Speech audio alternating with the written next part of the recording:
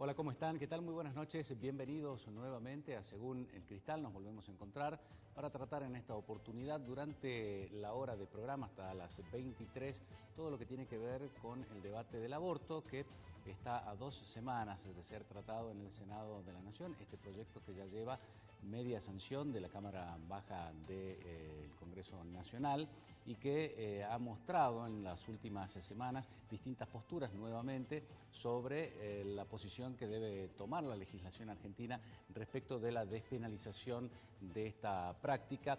Hasta el momento, por lo menos, parece que el rechazo de este proyecto se estaría imponiendo con algunos votos de diferencia, pero por supuesto, como al igual que pasó en diputados, habrá que ver después cuál es la postura que toman, sobre todo aquellos que están todavía indecisos al respecto. Lo que está claro es que quizás durante las semanas y los meses previos a lo que ha sido el tratamiento en diputado, las personas en general podían tener una postura tomada y firme. Había un gran porcentaje de la población que todavía estaba indecisa respecto de estas cuestiones y que se ha interiorizado, se ha informado acerca de lo que sucede, la realidad de las mujeres, también lo que dice la ciencia, la legislación comparada con otros países en el mundo, y ha adoptado una postura. Y está claro que evidentemente las aguas ahora han quedado aún más divididas y estas posturas se han llevado quizás en algunos ámbitos al extremo, ¿no? Creo que lo importante es tratar de buscar la mejor ley para dar una solución más viable a una problemática que aqueja a muchas mujeres, que es cierto que afecta desde lo físico, lo psíquico, lo económico y una serie de circunstancias que ponen en vulnerabilidad a la mujer, pero sin descuidar también, por supuesto, el interés por aquella vida que está por venir. Quizás los senadores se hayan tomado un poco más el tiempo como para, de alguna manera, ver cuáles son los fallos que tiene esta ley, que ha sido cuestionado con algunos agujeros jurídicos, con algunas cuestiones que han objetado los médicos, como la cuestión de la objeción de conciencia, la criminalización también de aquellos médicos que se nieguen a llevar adelante prácticas de este tipo. Así que bueno, ojalá que se pueda, como decíamos, elaborar la mejor ley para nuestra sociedad y adecuarla también a los tiempos que se viven. Va a estar con nosotros hablando la ex senadora provincial del Partido Obrero, Gabriela Serrano, sobre esta cuestión en particular. También hablaremos con ella sobre el cupo trans en el Consejo Deliberante Capitalino, que ha vuelto a su tratamiento en comisión. Este cupo que tiene que ver con el 3% de cargos destinados a personas con esta identificación. Y por otra parte, también hablaremos sobre lo que ha generado gran revuelo en las últimas horas, la exposición del doctor Abel Andino y su posición frente a la profilaxis y, a su entender, la falta de efectividad para detener transmisiones de enfermedades de tipo sexual y de otras características también. Y por otro lado, vamos a escuchar también a aquellos que defienden a las dos vidas. Va a estar con nosotros Liliana Prado, activista, una persona vinculada a lo que ha tenido que ver también con la movida y que tiene que ver con la movida de la defensa de esta postura en nuestra provincia. Vamos a escuchar también testimonios que nos ha traído para compartir, para que ustedes puedan también escuchar de alguna forma las dos campanas y tener una posición quizás un poquito más clara sobre el tema. Vamos a saludar entonces a nuestra primera invitada, Gabriela Serrano, que ya está con nosotros. Hola Gabriela, bienvenida. Gracias por estar. Bueno, evidentemente Gabriela está de verde, por lo tanto, estas dicotomías que tenemos los argentinos, ¿no? Como decía yo al comienzo, en la introducción del programa presentando los temas, hay dos posturas claramente diferenciadas y en relación a lo que pasaba cuando se iba a tratar en diputados, hay más gente que ha fijado una postura y la ha defendido, bueno, con uñas y dientes, ¿no? Y esto nuevamente nos ha puesto a los argentinos en esta dicotomía, ¿no? Se puede encontrar un punto intermedio en donde evidentemente hay algunas observaciones a una ley en diputados que, si bien se debatió bastante en comisión, se escuchó a muchos especialistas, ¿han salido algunas objeciones sobre su cumplimiento? Miren, todas las objeciones que aparecieron ahora de cara al tratamiento en el Senado tienen que ver más que nada con maniobras para que efectivamente no se avance en la legalización.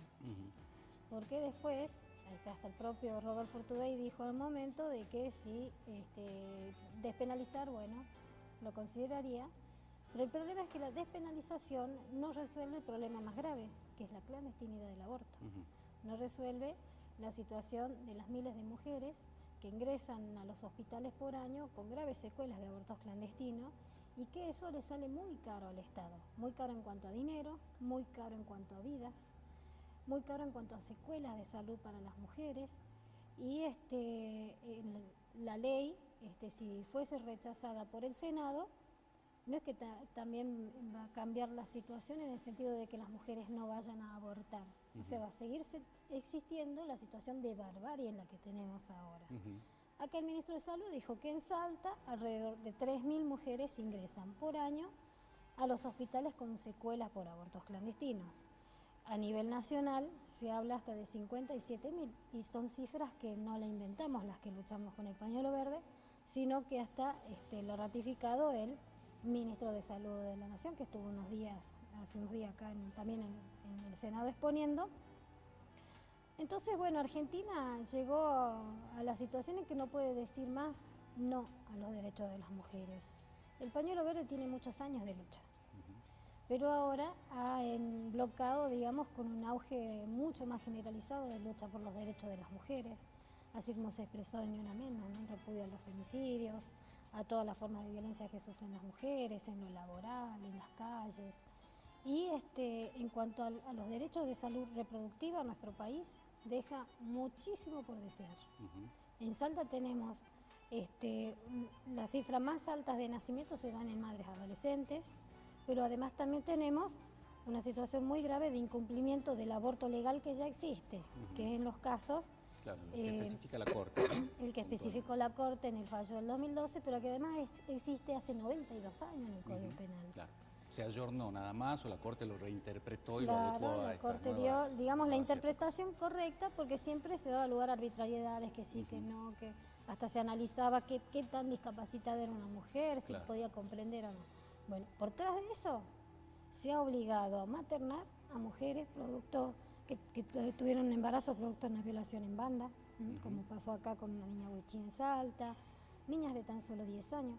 El año pasado, por informe del gerente del Hospital Materno Infantil, nacieron 40 bebés de madres de entre 10 y 14 años. Acá no se discuten las condiciones, es violación.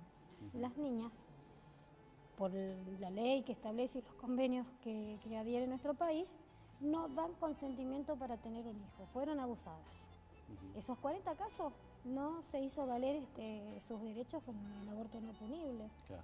Entonces ahora el debate en el Senado plantea, bueno, hay un lobby muy fuerte por el tema de la objeción de conciencia. Quieren la objeción de conciencia institucional. No corresponde, porque eso equivale a negar la salud. Acá en Salta ya tenemos el Papa Francisco, que es el hospital grande de la zona sudeste, que además atiende el Valle de Lerma.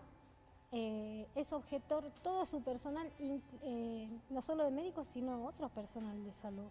No corresponde tampoco. Ahora, los médicos han dicho, nosotros tenemos un juramento hipocrático, defender la vida, y esto va en contra de nuestra tradición médica, contra nuestra ética profesional, ética personal también. Bueno, hubo también en todo este tiempo, desde la media sanción de la Cámara de Diputados, toda una campaña para ensuciar el debate, desinformar, hacer que la gente tome una posición equivocada por referencia al aborto, porque la ley, la media sanción, ya establece la objeción de conciencia individual. Entonces, no es cierto que los médicos vayan a ir presos por negarse. Lo que dice es que el Estado tiene que garantizar que un objetor pueda llevar. En el San Bernardo hay, por ejemplo, 14 ginecólogos y obstetras, ¿no? Los 14 han presentado objeción de conciencia. Esto planteaba un médico que estuvo aquí en el programa, un médico del Hospital San Bernardo. Sí. ¿Quién va a hacer el aborto entonces? Tendrá que resolverlo el Ministerio de Salud, tendrá que establecer un médico que sí lleve adelante la práctica. No es cosa tan extraña. Asimismo tienen que disponer los recursos cuando ocurre. Un traumatólogo no lo puede hacer, tiene que ser un especialista. No, tiene que ser un especialista, sí, dedicado al área. ¿De dónde lo saca si su plantel no lo puede cubrir? Lo tiene que buscar en el sector privado. Sí, es así, pero igualmente tampoco es que todos los profesionales son objetores, ¿no? Tenemos acá en Salta también que se están organizando, trabajadores de la salud y médicos que defienden también los derechos de las mujeres y reconocen que esto no es un derecho laboral de ellos, porque si no le están negando un derecho de salud a un paciente. No se olviden nunca que es un paciente. Acá se habla del médico como si fuera que es un científico. El médico es un Pero especialista para el en médico salud. hay pero dos no. pacientes, ¿no? La madre y el niño que está en el vientre. Sí, pero el tema de lo que pasa es que llevando a la situación real en la que estamos viviendo, ¿qué prefieren? ¿Atender mujeres moribundas con secuelas de abortos clandestinos? Las mujeres abortan. El Estado nunca logró resolver lo anterior para que no se llegue a un aborto. Cuando hablamos de la educación sexual científica... Ustedes han sido promotores desde hace muchos años de la puesta en práctica de la Ley de Educación Sexual en las escuelas, ¿no? Cosa que en Salta no se ha implementado con la eficacia que debería. Incluso hay diferencias grandes con otras provincias que han avanzado mucho más en esta temática. Sí, y nos enfrentamos a los mismos sectores. O sea, ahora dicen aborto legal no, hay que prevenir, educación sexual, mentira. Acá cuando se discutió en Salta la ley de salud reproductiva, también la iglesia se oponía, que esto no, el anticonceptivo no, que la inyección no. Miren lo que dijo Albino, hasta el preservativo rechazan. Entonces no podemos vivir Le llamó la en atención un que atraso Albino, tan una grande. persona vinculada obviamente a la salud por su profesión desde hace muchos años, un pediatra que conoce mucho la temática de la desnutrición y lo que pasa, ¿no?, en las comunidades aborígenes, en donde quizás los métodos anticonceptivos no sean de tan fácil acceso, la información sobre educación sexual y planificación familiar tampoco. ¿Te sorprendió que haya hecho este tipo de declaración? No, se sinceró en realidad. Ajá. Pero ya él lo había manifestado también en un libro anteriormente y en varias otras expresiones. Cuando tuvimos acá en Salta el problema tan grave de muerte de niños por desnutrición infantil, bueno, en ese momento yo era senadora, rechazamos de que se tercerice la atención en salud a partir de estas organizaciones. Rechazamos porque lo que corresponde es que se fortalezca justamente el hospital de la zona, la atención primaria de la salud, que es lo que tiene contacto directo con estos niños, y que el Estado llegue de manera directa. Nos han enviado denuncias, gente de las comunidades, que en CONIN les enseñan a las mujeres a cuidarse con los días, ¿sí? No la anticoncepción científica. Entonces Albino todo lo que encara es desde un punto de vista oscurantista, clerical. La Organización Nacional de Pediatría rechaza también los convenios que tienen con Albino. Dice que sus métodos también para abordar la desnutrición no son científicos. Ajá. ¿Y qué tiene que hacer el gobierno de la provincia que trabaja en conjunto desde hace mucho tiempo, que tiene un ministerio dedicado específicamente a la cuestión de los niños en situación de pobreza, ¿no? Y que trabaja con centros CONIN para atender casos de desnutrición? ¿Qué tiene que hacer el gobernador en este caso, que en las últimas horas ha dicho Juan Manuel Urtubey que fue un desatino la declaración de Albino? Sí, bueno, ahora quiere despegarse, pero ha defendido en todo momento tanto la creación del Ministerio de Primera Infancia y entregárselo directamente a gente vinculada a Albino, a CONIN, como es Abeleira, y también esta forma de tercerización de la atención en salud. Nosotros decimos que se tienen que dejar sin efecto estos convenios, sin afectar la situación laboral del personal de salud que esté trabajando en los centros de CONIN, porque mire, la diferencia es abismal. Usted ve lo que es un puesto sanitario de uno de estos parajes donde viven las comunidades originarias, no tiene ni puerta, y el centro CONIN parece un chalet. Entonces no puede el Estado seguir financiando a estas organizaciones clericales que además imparten este tipo de enseñanzas y de atención. El gobierno nacional también lo ayuda económicamente. También nosotros estamos pidiendo en el Congreso Nacional con nuestra compañera diputada nacional Romina del Pla que se deje sin efecto en todas las provincias, los convenios que haya también a nivel nacional, y acá en Salta lo vamos a pedir también a la legislatura.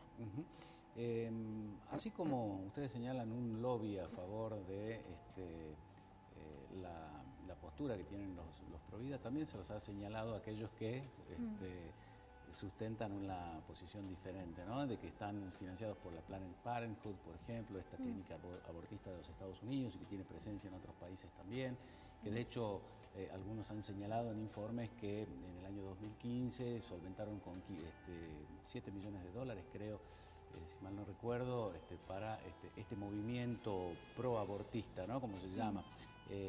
Y muchos también han dicho que los partidos de izquierdas que han sido promotores de las luchas que han llevado adelante las mujeres en los últimos años están siendo funcionales a la derecha. ¿Qué responden ante eso? No, una ridiculez. Mire, nosotros luchamos por el aborto legal desde siempre. Yo soy militante del Partido Obrero desde el año 2001. No era tan fácil luchar por el aborto legal como es ahora, que nos cruzamos en la calle con un montón de chicas con el pañuelo verde. Creo que es una lucha que fue creciendo en conciencia. Y fue creciendo en conciencia porque también hay una experiencia de que cuando las mujeres piden educación sexual, no se la dan. Cuando se pide anticoncepción, que se adapte a todas las necesidades de la población, tampoco se lo dan. Y a cambio nos meten cuestiones como estas, reaccionarias, como la que hace Albino, muchas de las formas en cómo se han capacitado y se dan educación sexual en los colegios, tiene con esto. Nosotros denunciamos hace unos años a un médico también que metieron en una escuela del barrio Limache, que fue a hablar mal de la diversidad sexual, fue decir exactamente lo mismo que Albino, de que el preservativo no sirve, que no se recomendaba el uso. O sea, es criminal lo que han hecho, porque ellos se plantan desde la autoridad de ser médicos, de ser conocidos, para decir algo así. Parece la década de los 80, cuando se recomendaba no, porque es seguro, el preservativo tiene controles de calidad, es látex, no es lo mismo que la porcelana. Eso llevó a la muerte a miles de personas, hasta que el Estado puso a andar los planes de prevención y SIDA en todo el país. Entonces no se puede admitir una cosa como esta. Entonces creo que todas las demás chicanas que se dicen, o de que son bancados por organizaciones de oscuro procedencia, dinero. Acá el único dinero mal habido para nosotros es el que se le está destinando a la iglesia, ya sea para la educación religiosa en los colegios, que además imparten todos estos conocimientos, como esto que están haciendo con Albino y con él. ¿Y puede haber algún interés económico también de laboratorios, de consorcios médicos por detrás del aborto, digamos, de legalizarlo de alguna manera para blanquearlo y poder llevarlo adelante en clínicas? No, porque justamente la práctica del aborto con misoprostol, como lo recomienda la Organización Mundial de la Salud, tiene un costo muchísimo menor a lo que es atender, ya las secuelas, ¿no?, de un aborto clandestino. Como decía el ministro de Salud, una mujer que es atendida en un hospital o en un centro de salud con estas secuelas le cuesta al Estado alrededor de 18.000 pesos. ¿Sí? El misoprostol seguido, va en un seguimiento, digamos, con un médico, con un especialista, que vea que no haya un aborto incompleto, cosas como esta, le cuesta al Estado alrededor de 1.800 pesos. Estamos hablando de una diferencia enorme. Acá el problema en general no es de dinero. Nosotros creemos que al revés. Es un problema que tiene que ver con lo político, tiene que ver con lo social, tiene que ver con lo ideológico, porque acá está en juego la libertad de la mujer, la libertad de que pueda decidir sobre su cuerpo. Que de una manera u otra la mujer decide igual, aunque ponga en riesgo su vida, se hace un aborto con sonda. Porque las que se mueren son esos casos de aborto, no la que pagan una clínica, que siempre va a seguir existiendo. No creemos nosotros que se pueda montar un negocio detrás del aborto. Al contrario, negocios ahora. El aborto clandestino mueve miles de médicos, clínicas que se declaran objetores a la hora de una ley, pero el aborto existe. No lo inventaban, no es una cifra inventada. Muchos han señalado de que el aborto, puede ser legal, puede ser gratuito, pero es muy difícil que sea seguro, como toda práctica quirúrgica, en donde se interviene casi a ciegas y si llega a tocar una arteria, algún órgano vital, no le da tiempo para poder solucionar este inconveniente de salud. No, eso no es cierto tampoco, y es importante que la gente... yo apelo sobre todo a la gente que puede acceder a internet, busquen información que sea cierta, entren a los sitios de la Organización Mundial de la Salud, que tiene publicaciones en castellano. El aborto legal es el que ofrece las mejores condiciones de aborto para las mujeres. El aborto con misoprostol se hace en la mayoría de los casos de manera ambulatoria, no requiere internación, no hay raspaje, no hay legrado. Todo eso se utiliza, los raspajes, los legrados, las aspiraciones, se utiliza para el aborto clandestino, se utiliza para extirpar infecciones. Eso es más peligroso para las mujeres que terminan perdiendo el útero, ¿sí? Además, los abortos más riesgosos en la clandestinidad son aquellos que tienen mucho tiempo. Por eso la ley establece hasta las 14 semanas. Sí. Y es muy claro, no es que hasta los 9 meses, como mintieron por ahí.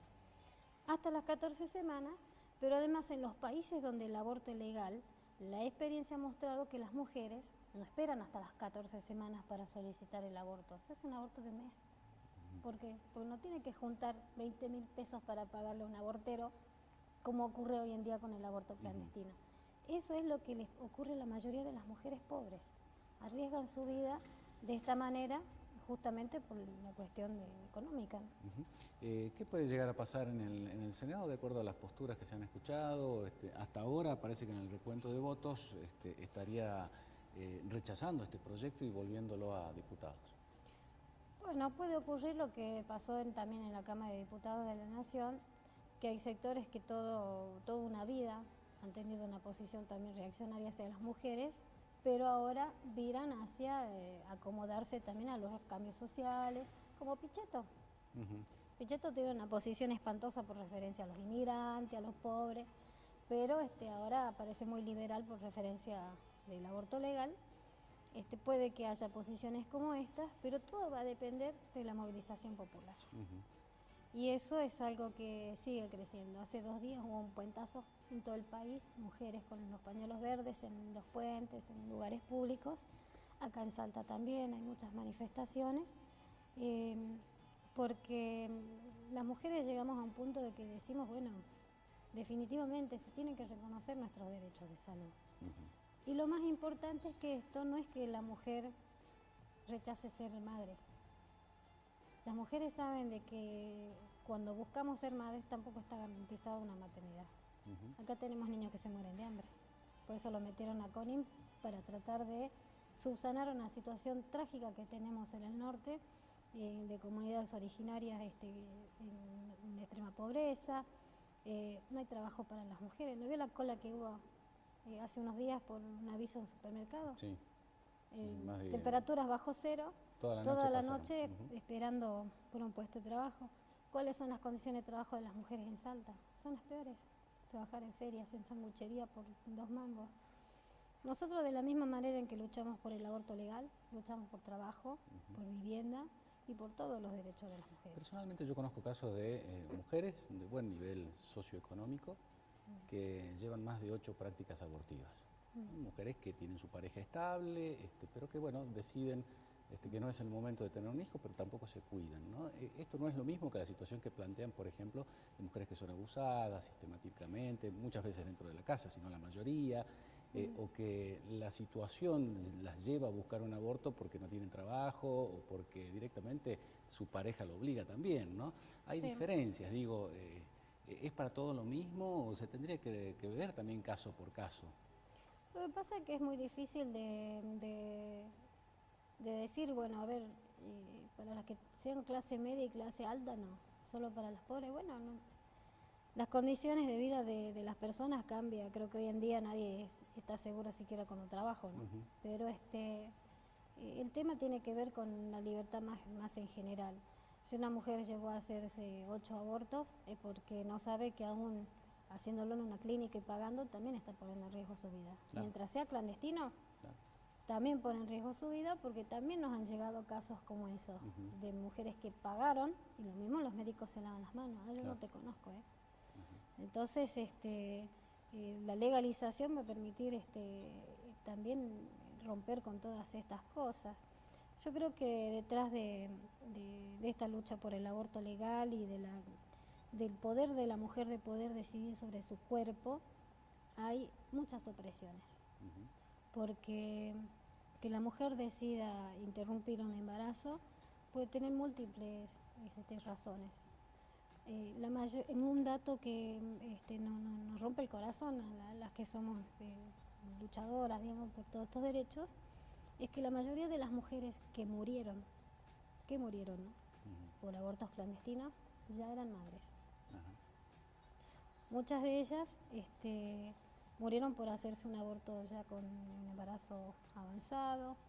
Todas son pobres. No hay una mujer de la clase media que haya muerto por aborto clandestino. ¿No es cierto esto que las mujeres pobres no abortan? No, no es verdad eso. No es verdad. Abortan en las peores condiciones y el tema está de que hay un adoctrinamiento muy fuerte en que la mujer pobre tiene que hacerse cargo. Tiene que hacerse cargo de haber sido irresponsable en su vida sexual. Porque acá lo que está en juego es el poder de decisión de la mujer sobre su sexualidad también. Por eso dicen barbaridades como cierran las piernas. Como si fuera que ahí no entra un hombre. Entonces, después de cifras, para desmentir también tantas cosas que se dicen, hay de todo. No es cierto también de que hay, como plantean a veces, de alternativa a la adopción. No es cierto que hay miles de niños esperando para ser adoptados. Los niños que están en los hogares, nadie los quiere adoptar. Pasó con los 4 hermanitos ahora, Pasó ¿no? con los 4 hermanitos de hace poco. Después, la gente en general no da sus hijos en adopción. Esos niños son huérfanos o sus padres fueron separados por una cuestión de violencia, cosas así. La ciencia ha avanzado mucho también en cuanto a la determinación, a los que les preocupa tanto de si es vida o no es vida. El feto no es una persona. Hay un crecimiento progresivo. Entonces tenemos embrión, tenemos otra instancia en donde es el feto, después ya hablamos donde hay un bebé. ¿A partir de cuándo? Y las legislaciones de todo el mundo establecen pero la que es nuestra persona. el Pacto de San José de Costa Rica que lo reconoce. Sí, ¿no? pero el Desde Código momento de la Civil concepción. establece aún de que es persona el que nace vivo. Y por eso mismo es que la mayoría de los países tienen el aborto legal hasta las 12 semanas o hasta las 14 semanas. En los casos, miren, Irlanda, que hace poco también van a ir a esta modificación, autorizan en los casos de aborto por causales, o sea, por violación, si está en riesgo la vida de la madre, hasta las 24 semanas, porque consideran que no se la puede obligar a la mujer a maternar, menos si se está hablando de violación. Y los parámetros son eso, entre las 12 y las 14 semanas. Una última respecto de este tema, Gabriela, que tiene que ver con la postura que han tomado algunos en respecto de este movimiento de mujeres, que a mí me parece muy, muy valioso el hecho de que se vayan conquistando cada vez más derechos en relación al hombre y también tirar algunos paradigmas culturales que ha tenido al machismo sometiendo a la mujer durante siglos, ¿no? Sí. Pero algunos dicen, bueno, ya es un odio hacia el hombre, ¿no? Hay todo un movimiento de feminista, neofeminismo, que odia al hombre. ¿Lo notas en algunas expresiones o es parte de la reacción de este sistema que se siente agredido? Bueno, el movimiento feminista es muy heterogéneo. Hay absolutamente de todo, no podemos decir el feminismo es esto, el feminismo es aquello. Pero yo creo que los que están aprendiendo y que son una generación hermosa son los jóvenes actuales. Yo he participado en charlas sobre violencia de género en colegios y ellos ya no se sienten interpelados como violentos. Comparten también todas estas opiniones con sus compañeras. Bueno, la coordinadora de los secundarios por el aborto legal, hay muchos chicos también que lo integran. Y ellos dicen que la clave está también en la educación sexual. Que no sirva solamente para plantearse, conocer los métodos anticonceptivos, sino todo, cómo se relacionan las personas, la estima, el compañerismo, el respeto, la diversidad. Eso es algo que se niega todavía en el sistema educativo. Tuvimos el caso de esta niña trans, Tiziana, que la tuvieron que cambiar de escuela porque no respetaban su identidad, siendo que su madre avisó, presentó nota, presentó el documento cuando ya lo obtuvo. Esas son cosas que ya no tienen que quedar al arbitrio de, bueno, a ver, lo voy a pensar. No, tienen que respetar la ley. Y asimismo también hay que respetar a los jóvenes. Acá creo que a veces se lleva al extremo de que dice, bueno, ay, ahora piden derechos, ahora ya las mujeres reclaman por todo. ¿Y por qué no podríamos hacerlo? ¿Por qué tenemos que acostumbrarnos al abuso, acostumbrarnos al maltrato? Creo que la mujer cuando levanta la cabeza no vuelve más al hoyo, ¿no? Es verdad. Cupo trans también ha generado mucha polémica en nuestra ciudad, ¿no? Es algo que se viene también debatiendo desde hace un tiempo, que han habido presentaciones previas, que viene dando vuelta esta idea de que aproximadamente un 3% de los cargos estén disponibles para personas que, bueno, han decidido identificarse con lo que sienten, ¿no? Sí. Ha vuelto a comisión. ¿Esto por qué? ¿Por qué? Porque hay una decisión política de que no quieren reconocer este derecho para las personas trans. Trans, bueno, en general la agrupa, digamos, travestis, transexuales, y que en nuestro país está demostrado, digamos, con estudios de salud, no superan los 40 años de vida. Sí. Hay 3 razones por las cuales mueren tan jóvenes y tienen una esperanza de vida tan corta. Mueren por enfermedad de transmisión sexual, mueren por crímenes de odio, y mueren por infecciones de cirugías mal realizadas, porque lógicamente... tratan de adecuar su cuerpo a su, claro, tratan de identidad. adecuar su cuerpo a la identidad y a sus sentimientos, y bueno, eso es lo que las termina matando. Pero la situación de marginalidad en la que viven hace que en la mayoría de los casos vivan de la prostitución. Por eso lo del cupo laboral trans es muy positivo en el sentido de que a pesar de que es, digamos, establece un cupo, digamos, una forma de discriminación positiva, tiene una finalidad concreta, porque no queremos que se siga extendiendo esto, queremos que haya un futuro para Tiziana, que haya un futuro para todas estas niñas y que no sigan siendo carne de cañón de todas las violencias. ¿Y es representativo este 3%? Algunos dicen no 3 personas de cada 100 son trans. ¿Tendría que ser una cifra menor? ¿Es, digamos, algo testimonial más que nada, como para que puedan tener un lugar donde trabajar dignamente? Depende, en algunos lugares la ordenanza explicitaba 5%. Sí, me acuerdo que era más. Porque son muchas las personas, incluso cuando se debatió en el Senado, porque hay también un proyecto de ley provincial, se quería armar una cifra similar a la cantidad de personas que hizo el cambio de identidad de género. Pero la ley establece también el autopercibimiento de la identidad. Entonces, muchas de estas mujeres no cambiaron en el registro civil porque se sienten cómodas como están. Entonces, ese no es un parámetro, digamos, para tenerlo. Además, no es solamente para las actuales, tiene que existir el cupo para las futuras también, claro, previendo también. ¿Y estas cosas que han pasado con Sergia, por ejemplo, Lazarovich? Mire, si esto fuese cierto, yo lo dudo todavía, si fuese cierto como lo plantean en las noticias, debe ser una cosa sumamente aislada. La identidad es algo muy fuerte, es algo que no está planteado desde, o sea, que se pueda manipular, tiene que ver con los sentimientos, pero ahí la gente malinterpreta, cree que cuando se habla de identidad sexual se habla de sexualidad. No, la identidad es otra cosa.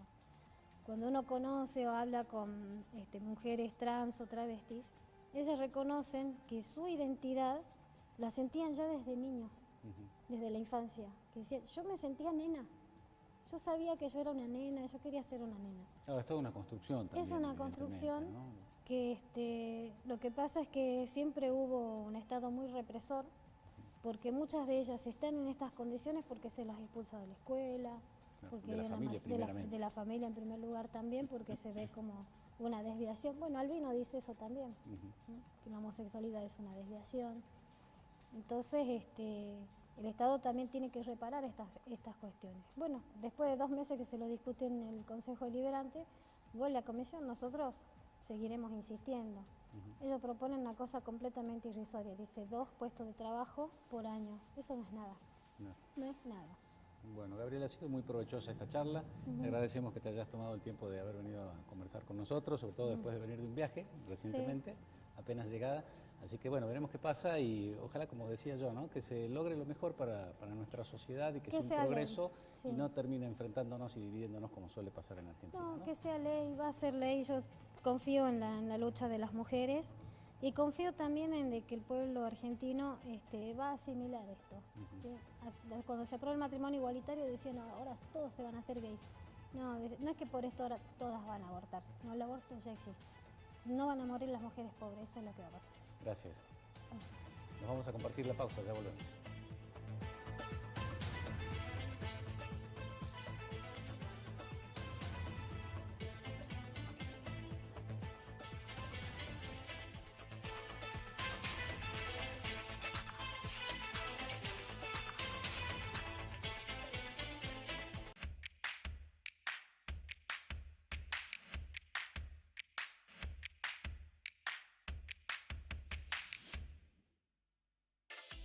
Ahora es fácil, rápido, sustentable y seguro.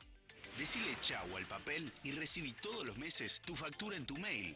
Adherite desde tu oficina virtual en express.com.ar. Express, parte de tu vida. 0810-555-3977. express.com.ar.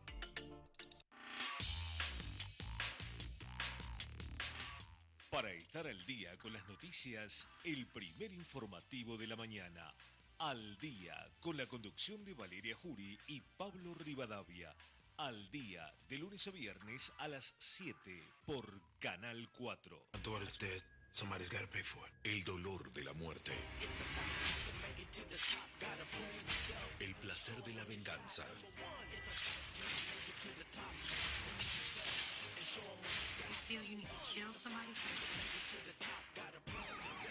Let's go. Power, nueva temporada. Estreno, 1 de julio, por Fox Premium, Apple TV. Express, parte de tu vida.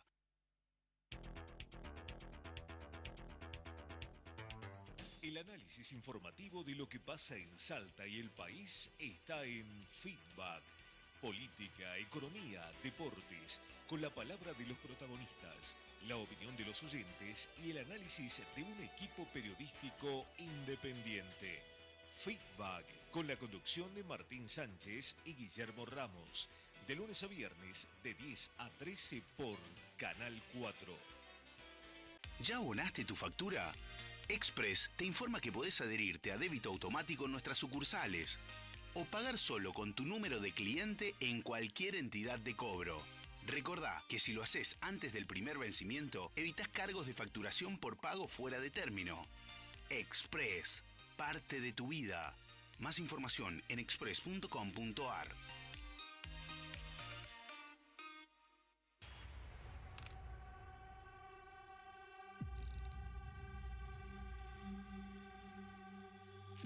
A la muerte también le llega su hora. Ganadora del Emmy Internacional 2017.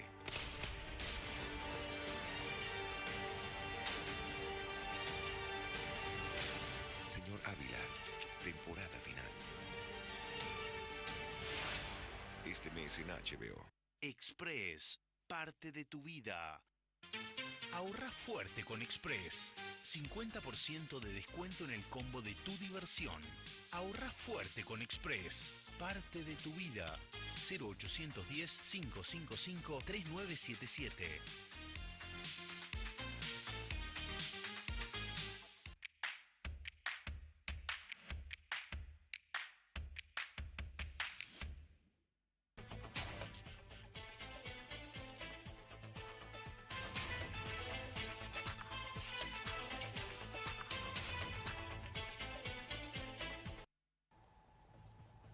Seguimos en Según el Cristal y en este bloque vamos a la otra vereda, a la otra campana, y no es el programa de Martín Sánchez, sino que vamos a escuchar a una de las promotoras o activistas Provida en nuestra ciudad, Liliana Prado, a quien saludamos. Liliana, gracias por venir. Buenas tardes, ¿cómo están?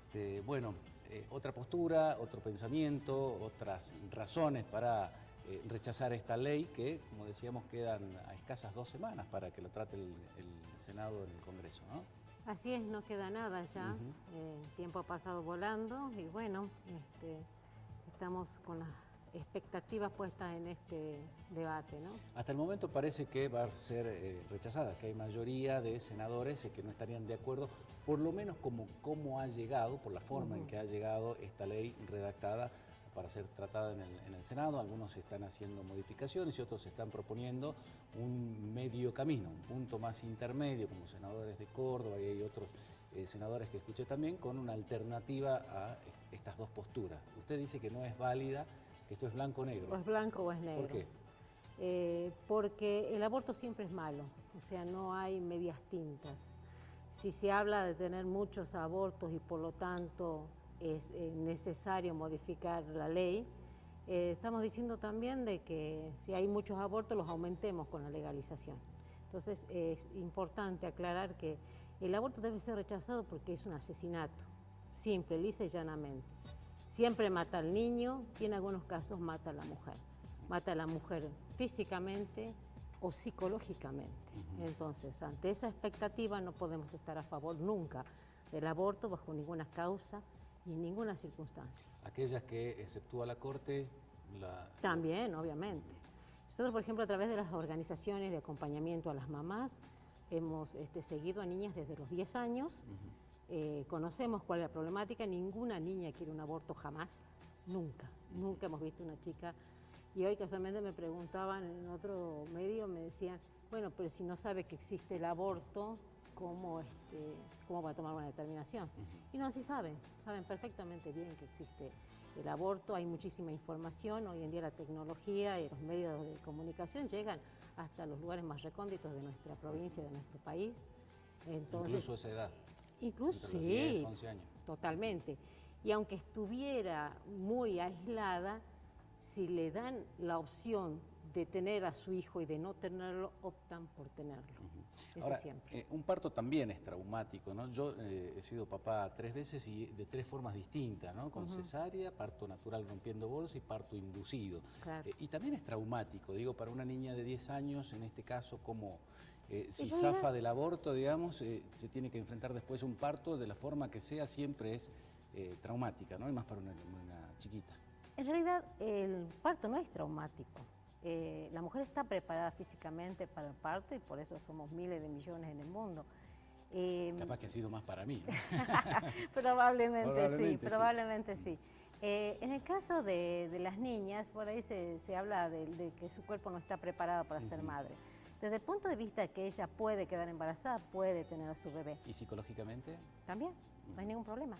O sea, nosotros estamos hablando desde la experiencia, no de la opinión de lejos, yo me pongo en el lugar de una niña. No, nosotros hacemos acompañamiento a niñas y a mujeres en condiciones de abuso o en condiciones de libre elección de tener una vida sexual.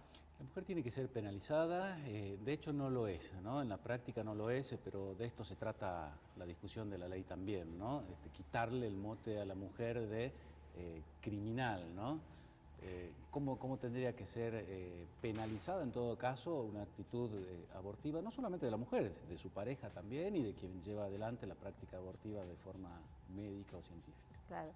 En nuestro país hoy el aborto es ilegal, ¿no? Pero no hay ninguna mujer en la cárcel por aborto. Y tampoco hay prácticamente médicos, hay casos muy contados en el país de médicos que lucran a través del aborto en consultorios privados. Ahora, la despenalización. Decir que no es punible algo implica que es legal. Y si es legal, ¿qué es lo que piensa uno automáticamente? Si es normal, si es legal, perdón, es bueno. Entonces, despenalizar es un problema, o sea, sobre la influencia que va a tener socialmente. Y esto lo vemos a través de los países que ya tienen legalizado el aborto, desde ahora o hace 10 años o 20 años. El aborto termina siendo un método anticonceptivo. O sea, se toma como un método anticonceptivo. Las mujeres no le dan peso a lo que están haciendo, no tienen ni idea. Entonces, por ese lado, obviamente no a la despenalización, jamás. Es evidente que esta ley, son algunas objeciones a las que yo he adherido, por ejemplo, el hecho de que hay un plazo de 5 días para atender la demanda de una mujer que vaya a un hospital a solicitar un aborto sin demasiadas explicaciones, en caso que haya sido violada, por ahí el violador que puede ser el padrastro, que puede ser el primo, que está normalmente en el entorno familiar, no hay no hay intervención del Estado para tratar también de que esto no vuelva a suceder, no vuelva a ser sometida nuevamente a vejaciones y a nuevos embarazos no deseados, obviamente. Digo yo, ¿puede de alguna manera esta ley dejar puntos muy sueltos, cabos muy sueltos, que son los que están objetando algunos senadores actualmente? Bueno, uno de los problemas más graves con respecto al tema de la, no voy a decir violación, voy a decir abuso, porque la violación como asalto no produce prácticamente o virtualmente embarazo, sino el abuso sistemático. Claro, el abuso sistemático, claro, sobre todo intrafamiliar, es más exactamente. infrecuente. En este caso, llevar a una niña que haga un aborto, y digo llevar porque la niña no va a ir voluntariamente a hacérselo, implica hacer desaparecer la prueba del delito, que es casualmente el niño, y hacer una prueba del ADN. Claro. Es el problema más grave. Entonces, ¿qué hacemos? La chica aborta, se la lleva de nuevo a su casa al lado del violador. Claro. Vuelve a abortar, la llevan a la casa de nuevo al lado del violador. No resuelve nada, empeora las cosas. Claro. Al no requerir una denuncia, porque el protocolo de aborto punible no requiere de denuncia, y este proyecto de ley tampoco. Claro. Entonces, lo que estamos haciendo es dejando libre al criminal para que siga reiteradamente abusando. ¿No es un problema de salud pública? No, jamás. El problema de salud pública tiene que ver con la proliferación de embarazos adolescentes y de abortos. O sea, ¿qué es lo que tiene que hacer el Estado desde la salud pública? Concientizar sobre lo malo que es un aborto, por ejemplo, para que se resuelva de esta manera la cantidad de abortos que hay. Por lo pronto le aclaro que hay un lobby abortista que está trabajando hace 10 años acá en Argentina y que es el que promociona esto. O sea, esto que le preguntaba yo a la ex senadora, Planned Parenthood, por ejemplo, ¿hay intereses de este tipo por detrás para ustedes? Planned Parenthood y otras organizaciones son las que financian a su vez otras organizaciones en distintos países que trabajan en esto. En Argentina ya están individualizadas, no voy a dar yo la noticia, se ha mostrado en el Senado, cuáles son las organizaciones que trabajan desde hace muchos años en el tema de los proyectos de educación sexual integral y a la vez de aborto, ¿no? Son las mismas que financian los encuentros de mujeres abortistas, son los que financian toda esta promoción a través de congresos, a través de todo tipo de eventos y, por supuesto, la difusión en medios. Así como puede ser o se le ha señalado que hay intereses económicos detrás del movimiento verde, también se ha señalado que la Iglesia está por detrás del movimiento celeste, con un fuerte lobby. Bueno, si es así, no lo he visto prácticamente. ¿Qué quiere que le diga? Pensé que esto iba a ser de otra manera. Pero ahora sí la Iglesia ha tomado fuerte postura respecto a la defensa de las dos vidas. Puede ser. En este momento y en todo el mundo, la defensa de la vida no es católica. La defensa de la vida es coherente con la moral, es coherente con el sentido común. Dentro de las mismas fuerzas providas tenemos hasta ateos, o sea, no pasa por una cuestión de fe. Ahora sí he notado que las organizaciones de acompañamiento a las mujeres en riesgo de embarazo o las organizaciones que hacen acompañamiento a mujeres que han abortado a través de la sanación del síndrome posaborto en Argentina y el mundo tienen mayoría absoluta católica, eso sí. O sea, dentro de las organizaciones de la Iglesia está el contener, ayudar a aquellas personas que están sufriendo esta situación y las que desean sanar porque ya han abortado y sufren. ¿Y no ha interferido demasiado en la cuestión de la educación sexual, por lo menos en nuestra provincia, que ha sido muy criticado el hecho de que no se han puesto en currícula los contenidos suficientes para darle información de este tipo a los chicos por acción de la Iglesia? Desde el año pasado ya están las escuelas y colegios privados, o sea, los contenidos se dan en forma transversal, o sea que si usted va a la clase de arte, de dibujo, le enseñan sobre los ítems de la educación sexual integral. Si bien es cierto que algunas provincias han entrado después, en este caso Salta, la experiencia ha demostrado que cuanto más educación sexual integral, más embarazos, más abortos y más enfermedades sexuales.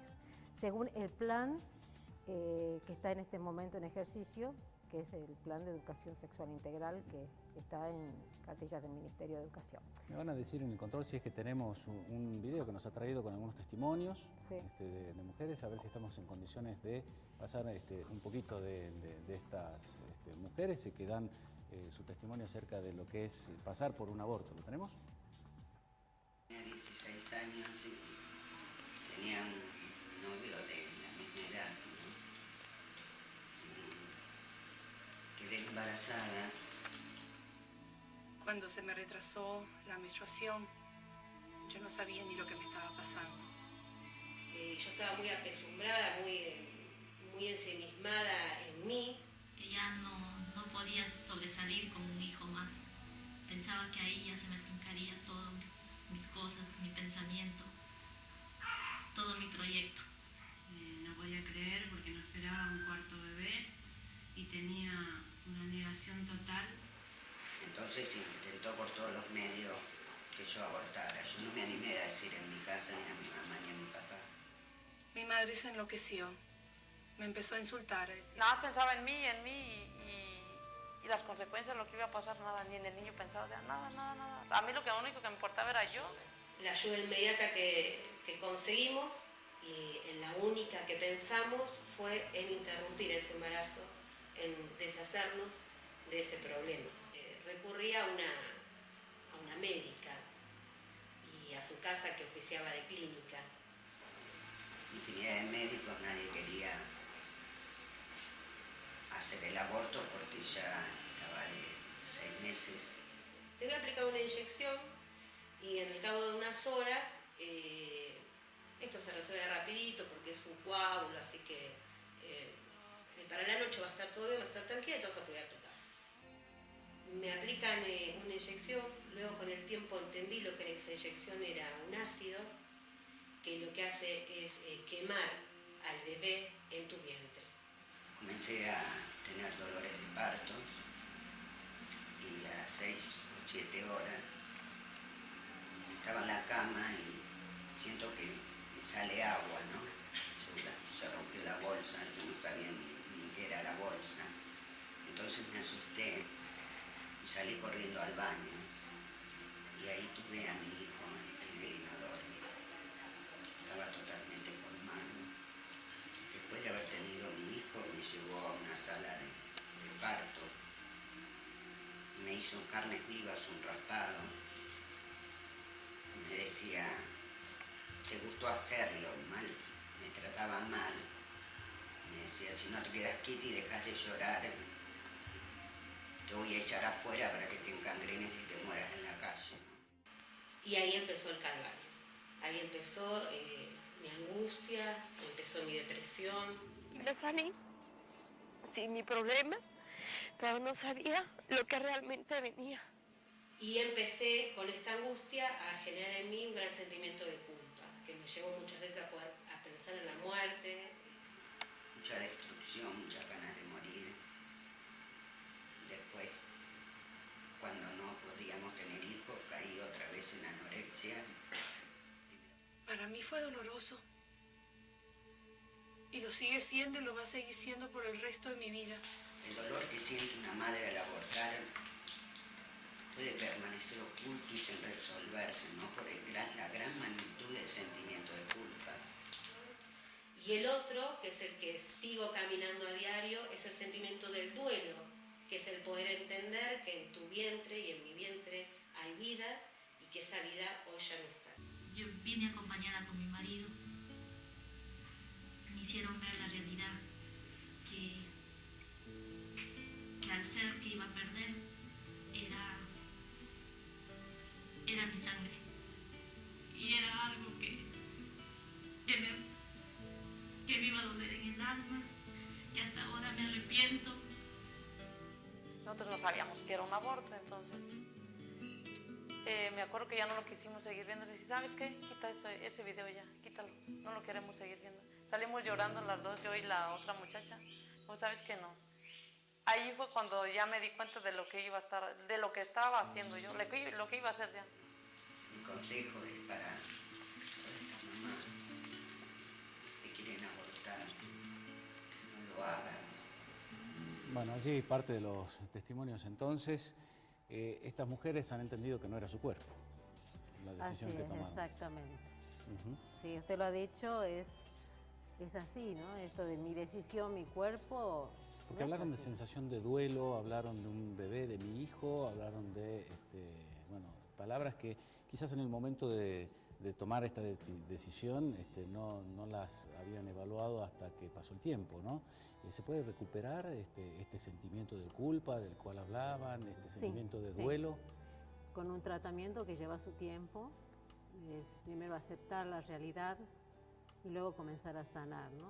Hay grupos de ayuda, en Argentina están funcionando 3 grupos de ayuda a nivel nacional. Estos grupos trabajan desde la parte psicológica y psiquiátrica y también con técnicas de ayuda que son personas que están preparadas para acompañar en este dolor y en la contención. Hablamos recién de aborto legal, por un lado. Gratuito, bueno, tiene siempre un costo, podrá ser lo pagamos nosotros mayor con o menor, los impuestos. ¿no? Gratuito no es. Más allá de eso. ¿Y seguro? Nunca. ¿Nunca seguro? Nunca, jamás. Un médico que vino hace un par de programas, aquí a Según el Cristal, nos decía que en algunos casos se daba que el misoprostol lo que hace es generar contracciones uterinas y que en algunos casos el bebé es expulsado con vida o el feto es expulsado con señales vitales, ¿no? Todavía, y que no puede intervenir porque si no es penalizado. Sí. ¿Se dan estos casos o son casos extremos? También, sí se da. Y después, ya que estás, podemos aclarar un tema, porque recién lo escuchaba en lo que decía la ex senadora Serrano. Hablaba de cómo se realizaban los abortos. Los abortos se realizan de diferentes maneras y se van a realizar de diferentes maneras si es que se aprueba esta ley. Una es por succión, donde se va sacando por pedazos al niño, o sea, se lo está matando sin anestesia.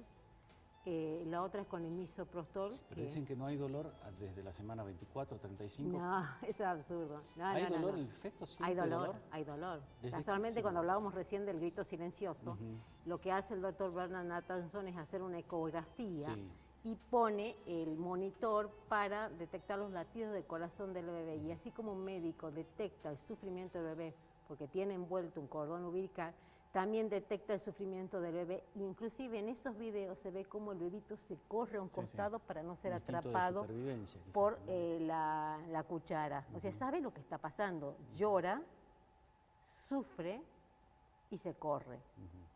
O sea, estamos hablando de un bebito como este, más o menos, que lo mostrábamos ayer casualmente. A ver, acá. Ese sería de 12 semanas el tamaño aproximadamente. 11 semanas exactamente. Es un modelo a escala, pero tiene el tamaño exacto. O sea, tiene el tamaño humana, ¿no? exacto. Evidentemente no es una pelota de células. No es un coágulo ni es un manojo de células, ¿ves? O sea, es un niñito. Es decir, tiene formada prácticamente toda su estructura anatómica. Exactamente. Y depende exclusivamente de la madre para su Este bebé, por ejemplo, ya tiene ondas cerebrales, tiene un corazón que está latiendo y además percibe todo lo que pasa alrededor de su mamá. Por ejemplo, hay estudios psiquiátricos que se han dejado de hacer porque son nocivos, pero se usaron mucho en los años 70 de hipnosis. Y con la hipnosis podían volver hasta la etapa intrauterina de la persona, de los primeros meses de embarazo, inclusive hasta el momento que la mujer sabe que está embarazada, y percibían que la criatura sentía rechazo a las mismas personas que habían lastimado a su mamá, o que sentía dolor, o que sentía soledad, el abandono. O sea, una serie de cosas que fueron marcando y que Yo escuché algo también sobre el tema de la regresión intrauterina, que, por ejemplo, algunas fobias como cosas de color verde tenían que ver con intentos de aborto con tallos de apio, creo que es, ¿no? Sí, bueno, yo eso no lo escuché, pero puede ser porque hemos visto casos de rechazo, como le digo, las cosas que la mamá rechazaba. O sea, eso está, inclusive yo me acuerdo de un debate en el encuentro de mujeres que fuimos hace años a defender la vida, discutíamos con las que defendían el aborto.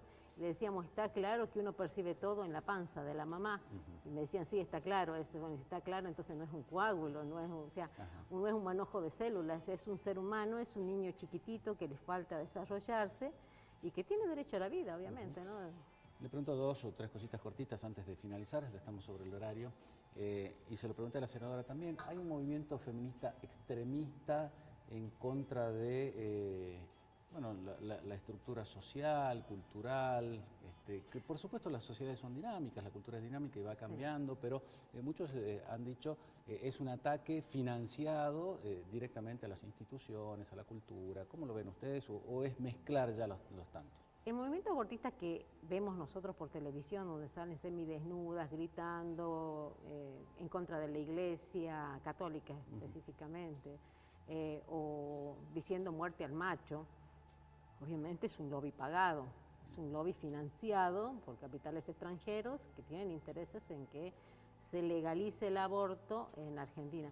Y también son interesados en educación sexual integral, porque la educación sexual integral, como está planteada, no beneficia para nada. O sea, si a un niño hoy en día se le dice, si vos usás estos métodos anticonceptivos, no vas a dejar embarazada, no vas a quedar embarazada, y estamos exagerando la protección que tienen, entonces lo que estamos haciendo es llevarlos a que tengan relaciones, a que además queden embarazadas y posteriormente aborten. Y eso lo hemos visto a lo largo del trabajo que han hecho estas organizaciones vinculadas casualmente a todo, ¿no? Porque las organizaciones abortistas están vinculadas a la educación, a la salud pública, en todas las salitas hay gente así, o sea, hay gente preparada con estas ideas, hay mucho personal de la salud también que está muy cambiadas sus ideas sobre lo que es normal, digamos, y están fomentando este tipo de cosas, ¿no? Esto ha llevado a que tengamos un aumento de los abortos.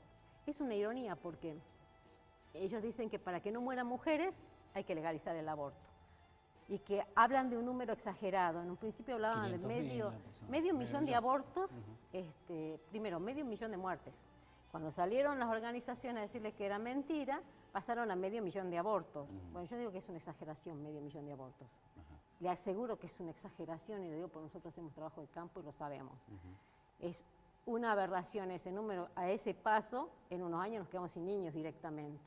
O sea, es toda una promoción mentirosa. Pero para que no mueran mujeres por aborto, ¿qué hacemos? Fomentamos el aborto 10 años antes. ¿A qué gracioso?